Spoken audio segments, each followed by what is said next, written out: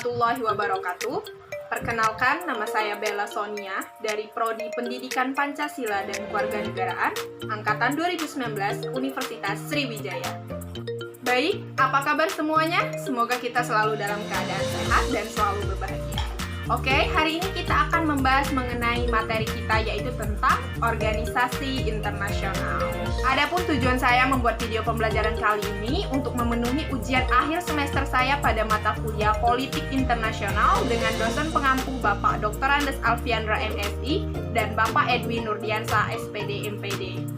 Sebelum kita membahas lebih dalam mengenai organisasi internasional, di sini saya ingin bertanya kepada kalian, apa yang kalian ketahui tentang organisasi internasional? Ya, benar sekali bahwasannya organisasi internasional adalah organisasi yang dilakukan antar negara, yang dimana pemerintahannya itu dianggap sebagai subjek hukum yang mempunyai kapasitas untuk membuat perjanjian internasional. Selanjutnya adalah tujuan organisasi internasional. Apakah tujuan dari organisasi internasional ini?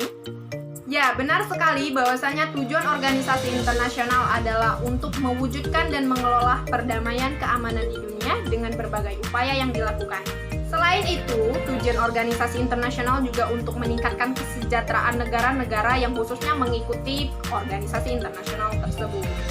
Baiklah, di sini saya akan membahas 6 dari macam-macam organisasi internasional. Yang pertama itu PBB, yang kedua ASEAN, yang ketiga Uni Eropa, yang keempat Konferensi Asia Afrika, yang kelima Asia Pacific Economic Cooperation, yang keenam adalah Organization of Petroleum Exporting Country. Yang pertama, tujuan dari Perserikatan Bangsa-Bangsa PBB adalah untuk memelihara perdamaian dan keamanan internasional, serta menghubungkan hubungan antar negara untuk menjalin persaudaraan bangsa.